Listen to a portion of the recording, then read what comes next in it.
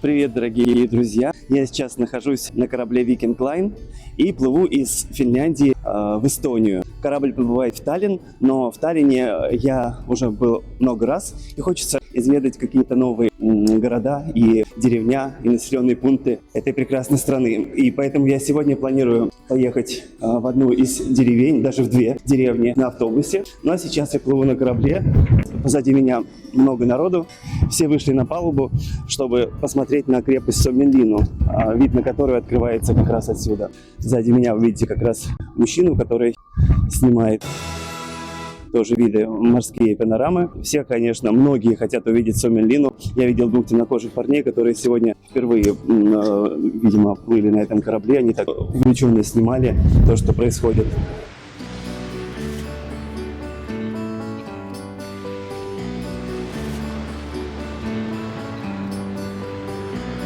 На самом деле это огромное удовольствие путешествовать на кораблях, любоваться видами моря. Уже конец сентября и достаточно холодно на палубе, где-то плюс 6 градусов.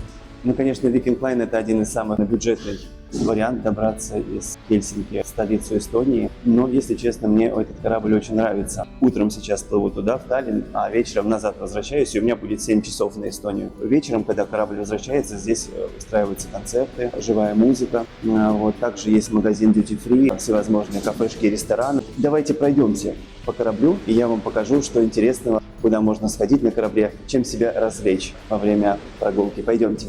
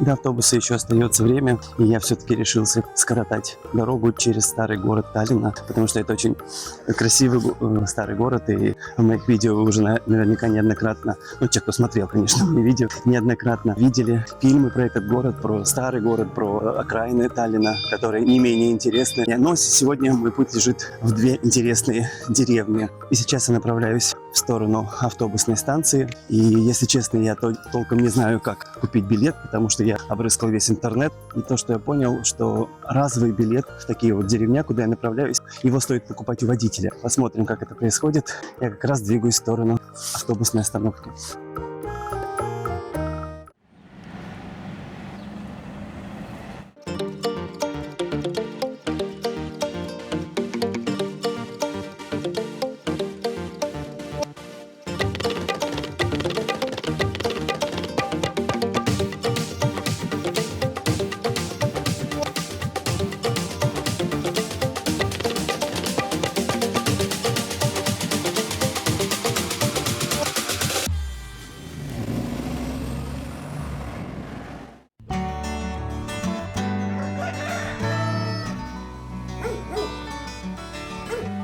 Ну вот я и доехал до точки назначения, до прекрасной деревни под названием Кию. Здесь такое спокойствие, умиротворение царит. Так здорово. Но на самом деле это не деревня, а такой поселок городского типа. Этот статус был ему лет 50 назад дан, или побольше, может быть, в середине 20 века. А изначально это была все-таки деревня, довольно древняя деревня Кию. И до какого-то момента это была самая большая деревня в Эстонии, ну, пока она не превратилась в поселок городского типа. И интересно, что в этой самой большой деревне Эстонии есть самая маленькая крепость Эстонии. И я как раз сейчас к ней подхожу, и, наверное, это что-то удивительное, что-то интересное. Представьте, настоящая крепость деревни. Мне очень не терпится ее увидеть, и я как раз к ней подхожу. А вот, по-моему, и она. Это что, и есть крепость?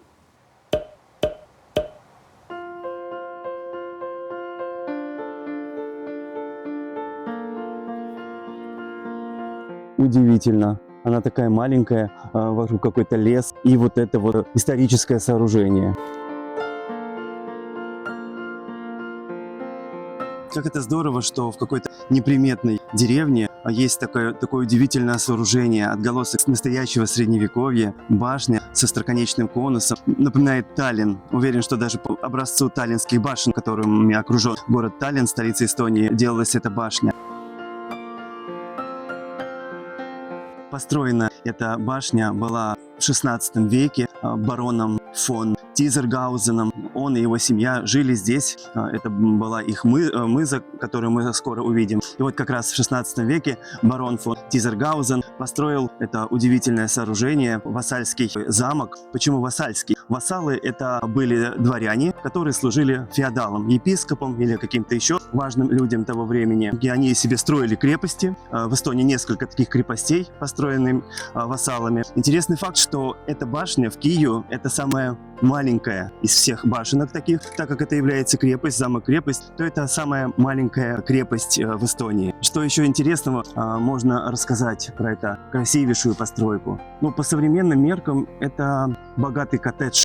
Если бы это сегодня строили, это был бы такой богатый коттедж с хорошей охраной. Да, именно оборонительную цель она и представляла. Вот как раз вверху видим вот эту деревянную конструкцию. Слуги, воины, они смотрели по сторонам в эти окошки, ну или что там было в то время, и наблюдали, подбирается ли враг или нет. Ну, видно, что у вассалов, как у любой знати, было много врагов, недоброжелателей, которые желали им смерти, гибели, может быть, хотели на их месте быть. Поэтому такая крепость была, где этот барон мог себя охранять, себя и свое семейство.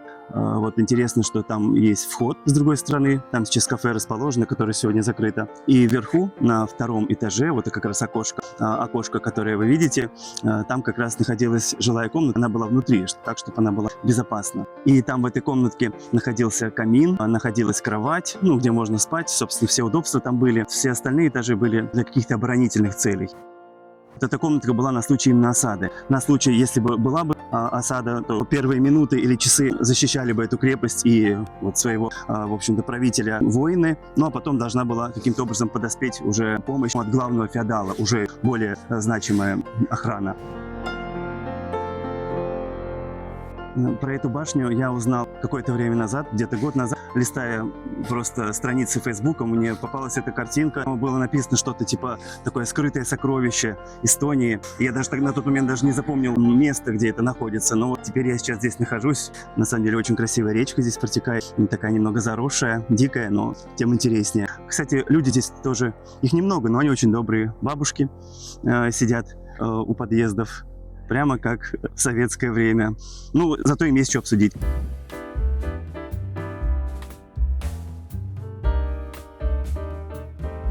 В Эстонии очень много мыз. Мызы, так в Эстонии называют старинные усадьбы. И передо мной усадьба Киев, главная усадьба, которая, собственно, и дала название этой деревне. Это мыза Киев была воздвигнута еще в 1348 году, то есть это через 8 лет после Куликовской битвы. Представьте, она ровесница Куликовской битвы. Она была одноэтажной, лет 200 назад ее перестроили, а в начале 20 века ее реконструировали. И вот, как видим, она приобрела такой красивый вид, модерновый. Собственно, это и есть стиль арт-нуво или модерн. Мы видим это по округлостям, по балконам, по всевозможным узорам на окнах. Сейчас в этой мызе расположено управление всей волости, то есть, можно сказать, администрация всего этого округа. Интересно, что... Только что из здания вышла очень приятная женщина. Я у нее спросил, говорите ли вы по-русски. Да, она говорит. Но она поинтересовалась, что я снимаю. Я сказал, что делаю фильм. Интересно, что и замок, ну, крепость, и эта мыза, это часть одного как бы комплекса. Эта мыза, она тоже принадлежала семейству фон Тизенгаузен, тому самому вассалу, который построил башню. Ну и вот вместе это такой прекрасный ансамбль, то, ради чего можно приехать в эту замечательную деревню и полюбоваться этим таким уникальными образцами архитектуры, очень интересными такими постройками, строениями.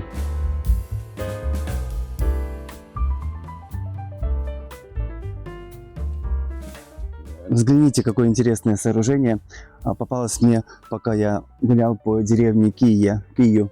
Какие-то развалины. Видно, что это, скорее всего, был какой-то жилой дом. Но сейчас он находится в таком заброшенном состоянии. Похоже на руины какой-то крепости. Окна выдают, что это все-таки был жилой дом. И интересно посмотреть, что там за забором. Давайте посмотрим. Ну, ничего особенного, но все равно интересно. Мне вообще очень нравятся такие места. Прибалтика полна чего-то такого неожиданного. Идешь себе, идешь, и бац, какие-то руины, какие-то развалины какого-то дома, крепости, замка, какая-нибудь мельница обязательно, какое-нибудь еще необычное здание, какие-нибудь там лошади пасутся. Нравится, что здесь спокойно. Конечно, машины проезжают периодически.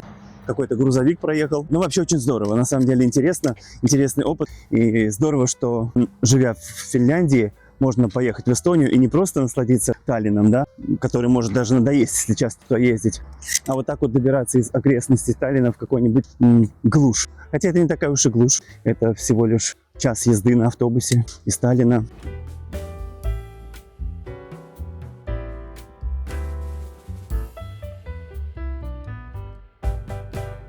Представьте себе, иду я по деревне Кию, иду, и раз вижу такое очень интересное сооружение, какая-то пирамида. Ну, на самом деле, это старинная ветряная мельница. Кстати, интересно, что по-эстонски мельница звучит как слово «тулик». Тули – это ветер, а тулик – это, ну, что-то типа ветряк. Это старинная мельница 18-го, ну, скорее 19 века. Вернее, то, что от нее осталось. Такой обрезанный конус и вход в нее сбоку. Но, тем не менее, тоже интересно. Получается, не только мыза и не только маленькая крепость есть в этой деревне, но и вот такое вот интересное историческое сооружение – ветряная мельница. Ну, на самом деле деревушка Кию совсем небольшая, 800 примерно человек здесь проживает, добрых очень и хороших, приятных жителей. Но на самом деле деревней можно с натягом назвать это место. Собственно, она уже не деревня, как я уже сказал. Сельских домов здесь раз-два и обчелся. В Кию в основном многоэтажки, ну как многоэтажки, трехэтажные дома. Вот. Но тем не менее у населенного пункта есть свой такой образ, свой такой колорит. Ну, на самом деле очень интересное место, и я рад, что я здесь побывал. А теперь я иду дальше, меня ждет другая деревня, Куусало, и путь до нее пролегает где-то километр или полтора. И вот сейчас я вдоль трасс направляюсь туда.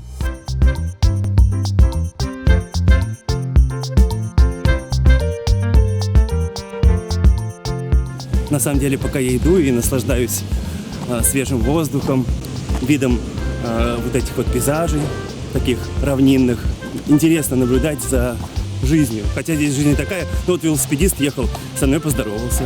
Это очень приятно. На самом деле все здороваются, очень многие. И это очень подкупает, это очень интересно. Я на самом деле очень люблю Эстонию за ее вот эту необычность и разносторонность. У меня не так много времени, у меня всего 2 часа на эти 2 населенных пункта. Кию и Куусало. И интересно еще и там посмотреть. Там тоже есть на что посмотреть. Ну, а также было интересно наблюдать, проходил мимо какого-то предприятия, там какие-то складированные всевозможные запчасти, и я услышал русский мат. Русский мат на эстонской земле. Это очень интересно на самом деле и необычно. Ну, русскоязычная речь повсюду. Особенно пожилые или там тем, кому за 30. Но те люди, кто успел застать Советский Союз, в Таллине, в таких районах, как Ластамя и Мустамя, постоянно русская речь. Ну, конечно, вперемешку с эстонской. Могу одно сказать, что относятся здесь к тем, кто говорит по-русски, собственно, с уважением. Все хорошо с этим. Толерантность и прочее. Да, довольно-таки утомительно идти. Уже распогодилось, и плюс 15, плюс 16 градусов. Даже довольно жарко, и хочется посидеть. Вот как раз передо мной какая-то лавочка, и я сейчас как раз на ней и передохну. Только эта лавочка какая-то, вот видно вам ее, она какая-то очень необычная лавочка. и там что-то написано.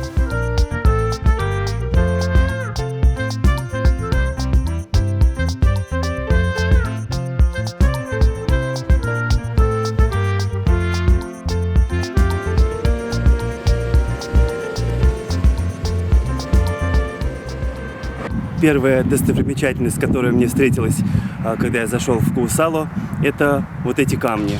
На карте они помечены как 4 королевских камня. Очевидно, что эти камни как-то связаны с королями. Я предполагаю, каким образом появились эти камни в этой волости, вообще в Харjumaa, вот и в Эстонии. Люди, которые здесь жили много столетий назад, они поклонялись разным богам и ставили такие жертвенные камни, на которых были высечены какие-то руны, знаки. И, возможно, это как раз что-то из этих камней. Ну, а может быть и нет. Может быть, еще как-то связано с какими-то королями. Недаром же они называются королевскими камнями. Ну, а мы идем дальше. У меня не так много времени, как я уже сказал, на Куусало. И очень интересно посмотреть, что еще интересного есть в этом населенном пункте. В 1936 году один местный исследователь, ученый, археолог обнаружил, что здесь, вот как раз в том месте, которое неприметное на первый взгляд, какая-то поляна за моей спиной, что здесь, в этом месте, было древнее городище, то есть такое маленькое поселение, окруженное невысокой стеной. Ну, как ученые, опять же, исследовали это место, что здесь хранилось зерно. Ну, в основном для хранения зерна было предназначено. Вот, жилья тут как такового не было, может быть, какие-то временные только жилища. Историческое место, на самом деле, древнее поселение. Хотя, на первый взгляд, конечно, какая-то неприметная поляна, и люди даже могут не обращать внимания.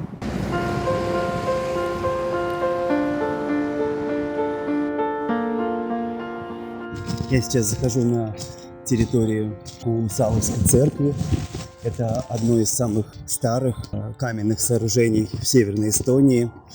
И эта церковь была построена в 13 столетии монахами, которые сюда приехали из Швеции, с острова Готланд. И эту церковь они посвятили святому Лаврентию, который был убит в этих краях и похоронен как раз вот недалеко от городища, которое мы недавно видели.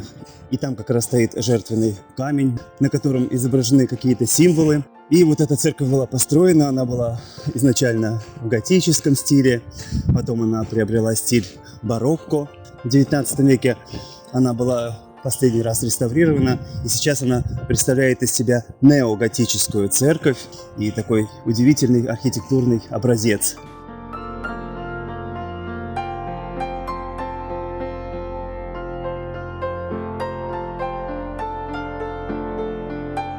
Но вокруг церкви очень много построек, связанных с церковной жизнью, всевозможные сараи, конюшни старинные. Когда здесь находишься, чувствуется вот этот дух старины, дух средневековья, вот та самая атмосфера, ради которых часто люди путешествуют по европейским городам, ради которых приезжают сюда в Эстонию. Я очень рад, что здесь побывал, и это очень красивое место.